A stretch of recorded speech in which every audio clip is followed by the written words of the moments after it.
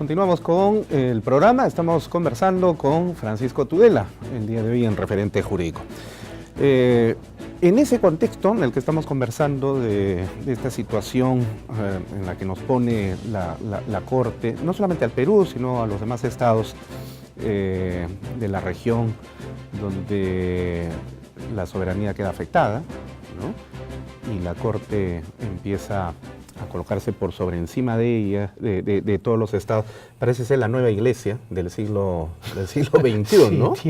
Tiene una cosa, un aire de dogma de fe. Sí, porque además, cada vez que escuchamos a ciertos profesores de Derecho Constitucional y defensores de derechos humanos, nosotros somos defensores de derechos humanos, por supuesto, por supuesto que sí. ¿no? Inclaudicablemente, pero cuando escuchamos a algunos defensores que dicen, la Corte ha dicho tal cosa y esto tiene un sacrosanto logos que tiene que ser aplicado sin mayor... Magister Dixi, punto. Pero no nos dicen por qué. Y esa es una de las grandes falacias que estudia la lógica clásica. Así es. Que es la falacia del argumento de autoridad. O sea, esto es cierto porque fulano lo dice. No es cierto porque es cierto en sí mismo. Así es. ¿No? Entonces, el argumento de autoridad es una de las falacias aristotélicas clásicas. Así es. Entonces, no es porque la Corte lo diga que está bien o porque los profesores lo dicen que está bien. Hay que ver si está bien en sí misma la resolución. Sí, y puede estar equivocada, como yo creo que en los casos que he mencionado está equivocada.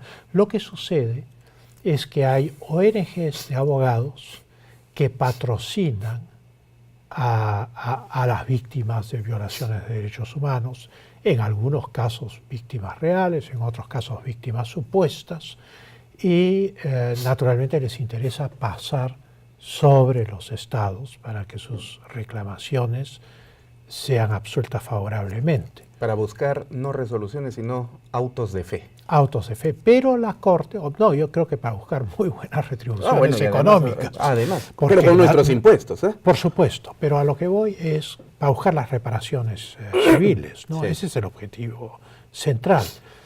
Entonces, se ha producido una sinergia que es política entre estas ONGs y la Corte. ¿Por qué? Porque la Corte, al ver a las ONGs pasando sobre los estados, se ha sentido empoderada y ha desarrollado la tesis de que no es una Corte supletoria, sino de que los sistemas nacionales son subsidiarios. Incluso en un artículo publicado por la American Society of International Law, la Sociedad de los Estados Unidos de Derecho Internacional, sobre un simposio en el cual es la ponencia de Eduardo Ferrer MacGregor. Él dice, nosotros venimos a ser una suerte del Tribunal Constitucional de los tribunales constitucionales. Qué fuerte. Eso es muy fuerte, ¿no? Pero digamos que esta sinergia entre las ONGs y la Corte naturalmente ha creado una perversión jurídica que tiene que ser corregida. Entonces, cuando se habla de salirse de la Corte, uno no puede salirse de la Corte sin tomar los pasos correctos dentro del sistema interamericano. No es que agarro mi pelota y me voy. Así, no, pues no es que uno se pica y se va.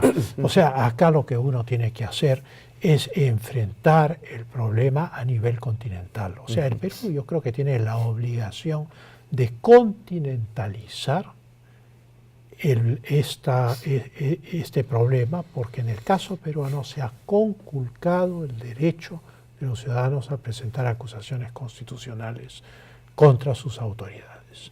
Y eso es muy grave. Y no se puede decir, estos ciudadanos sí me gustan y estos otros ciudadanos no me gustan. Todo ciudadano que tiene un documento nacional de identidad que es mayor de edad y que se siente agraviado por una autoridad tiene el pleno derecho constitucional de presentar una acusación constitucional. Eso es lo que ha conculcado la Corte Interamericana de Derechos Humanos. La Corte fue creada para defender derechos, no fue creada para conculcar derechos porque no le gustaba la circunstancia. Y entonces esto tiene que ser expuesto ante la totalidad de gobiernos de las Américas. Hay países que no son parte Sí. Por ejemplo, los Estados Unidos es el caso emblemático. Ellos han tenido este debate en la Corte Suprema de los Estados Unidos. Y la razón por la cual ellos no forman parte del Tribunal Penal Internacional, no forman parte de la Corte Interamericana de Derechos Humanos, es porque la Corte Suprema de los Estados Unidos ha decidido que en el caso de un conflicto entre un tratado y la Constitución de los Estados Unidos, prima la Constitución de los Estados Unidos, porque los tratados en la formulación del derecho constitucional americano son law of the land, o sea, son una ley como cualquier otra ley y están debajo de la Constitución. Dicho sea de paso, la Constitución peruana del 93 establece lo mismo. Claro, Dice, los tratados forman parte del derecho nacional. Sí. A diferencia de la del 79, que sí señalaba que tenían una posición jerárquica superior a la de la Constitución, por lo menos en materia de derechos humanos. Sí, pues, pero eso era nuevamente la utopía. Naturalmente que los derechos humanos son vinculantes independientemente de que uno haya firmado las convenciones o no en el día de hoy. Forman parte del jus cogens, o sea, de las normas imperativas del derecho internacional. Y por lo tanto, suponer que quien se sale de la convención ya no está obligado a cumplir los derechos humanos es un absurdo. Sí. Entonces, claro, acá todos vamos a cumplir los derechos humanos, pero no podemos permitir excesos de la Corte que pueden ser corregidos si es que vamos a las instancias más importantes del sistema interamericano. ¿Qué es lo que tenemos que hacer? Porque si no, estamos cometiendo un pecado por omisión. Claro. Que no solo va a repercutir contra el Perú, va a repercutir contra muchos otros países de las Américas. Sí. Bueno, vamos a pasar ahora a otro tema para hablar sobre el Tratado de Límites entre Perú y Chile. Después del contencioso que tuvimos en el Tribunal de La Haya, se puso nuevamente sobre el tapete este asunto de las reglas de interpretación de los tratados, y que, bueno, coliga también con lo que estábamos conversando sobre la Corte Interamericana, porque finalmente son tratados los que nos vinculan en este sentido. ¿Cómo va el desarrollo de estas reglas de interpretación de los tratados? Bueno, las reglas de interpretación son muy antiguas. Surgen en el siglo XVII, Pinkershek, Émeric de Vattel, en fin, Grocio. Grocio dedica, creo que el libro segundo de su Tratado de la Guerra. Correcto, de su Tratado sobre la Guerra y la Paz, el libro segundo de la interpretación de los tratados. Y entonces las reglas de interpretación forman parte de la costumbre internacional, que tiene el mismo valor que los tratados para la Corte Internacional de Justicia de La Haya y para cualquier tribunal internacional. Y entonces las reglas de interpretación, lo único que, si yo resumo todas las reglas de interpretación en un concepto central, es que yo no puedo hacerle decir unilateralmente a un tratado lo que yo quiero. O sea, si dos estados firman un tratado de límites, se necesitan que los dos estén de acuerdo para modificarlo. Uno no puede interpretar el tratado de límites como le da la gana. Ahora, la Corte es parte del sistema interamericano de justicia y los estados también. Entonces, la Corte no puede interpretar unilateralmente, según su parecer, las reglas de la Convención contra los estados firmantes de la Convención. No puede hacerlo. O sea, no existe en el derecho internacional interpretación unilateral de la norma. La interpretación tiene que significar lo mismo para todas las partes a un tratado. Esa es la regla de oro. Hay mecanismos por ejemplo, en realidad se prefiere en derecho internacional que la interpretación sea restrictiva y no extensiva. Hay casos en los cuales si se beneficia, si digamos la interpretación extensiva permite ser menos duro en la aplicación de un tratado, entonces, y eso es posible, entonces uno se inclina por la interpretación extensiva, pero eso es muy raro. normalmente la interpretación es a la letra. Yo no puedo hacerle decir un tratado lo que no ha dicho. Ahí quería yo preguntarle, porque esta regla, claro, se da en un sentido abstracto. Y el problema a veces surge cuando, ya que estamos ingresando al tema de las relaciones limítrofes entre Perú y Chile, el tratado decía que la delimitación del mar peruano se daba en un sentido de perpendicularidad respecto de la costa continental. Y el problema es que el Perú se encuentra en un sentido oblicuo respecto de la verticalidad a la que se ubica Chile. Entonces, lógicamente, la reclamación de Perú era que esa perpendicularidad iba en el sentido de la costa del mar peruano, lo que efectivamente le afectaba a Chile, porque frente a Chile se encontraría un territorio marítimo peruano. Entonces ahí es donde surgió la discusión. Entonces, ese sentido abstracto de interpretación de los tratados internacionales colisiona con hechos concretos como los que nos plantea y desafía la geografía del planeta, y en este caso pues de esta parte del subcontinente americano. Y la Corte ha tomado una decisión de 60-40 aproximadamente. Bueno, la razón por la cual la Corte, digamos que la demanda peruana fue un acto audaz. Nosotros no habíamos firmado la Convención del Mar, pero en nuestra demanda pedíamos que se nos apliquen los principios de la Convención. Entonces corríamos el riesgo de que la Corte dijera, bueno, el Perú no es parte de la Convención de Derecho del Mar, tiene 12 millas de mar territorial, y sea cual sea la sentencia que nosotros adoptemos, será de 12 millas.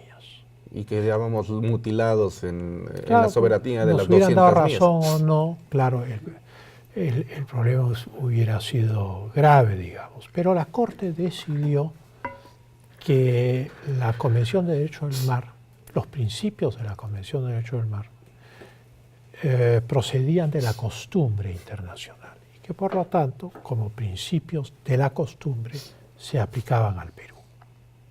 Pero teníamos unos acuerdos de pesca con Chile.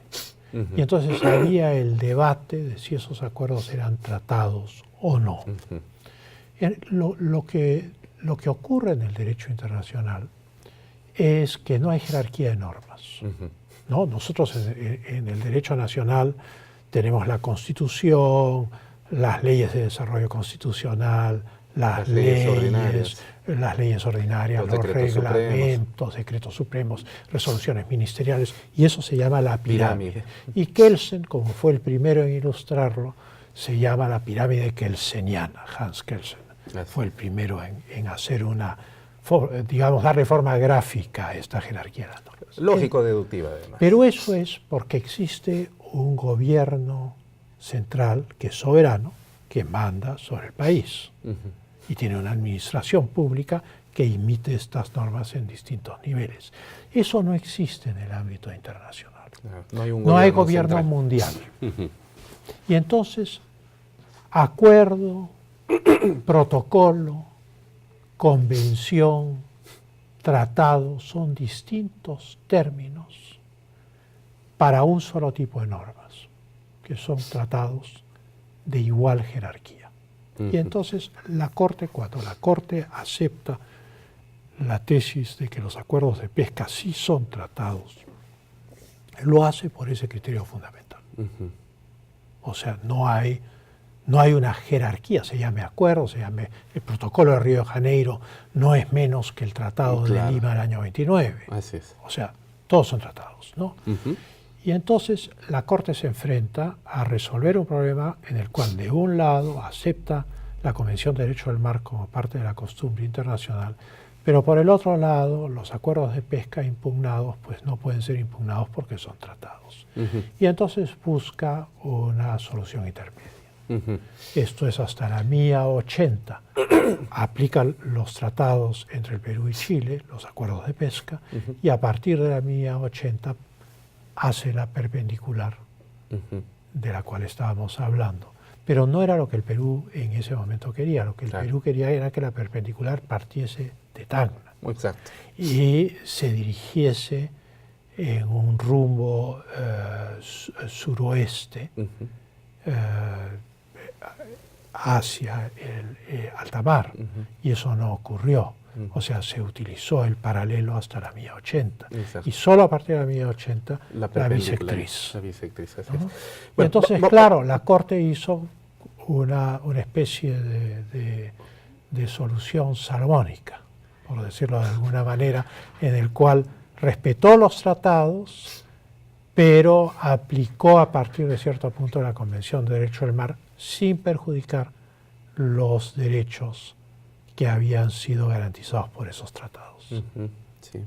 Vamos a hacer el último corte en el programa para continuar ya con el bloque final en esta interesantísima conversación con Francisco Tudela. No se vayan.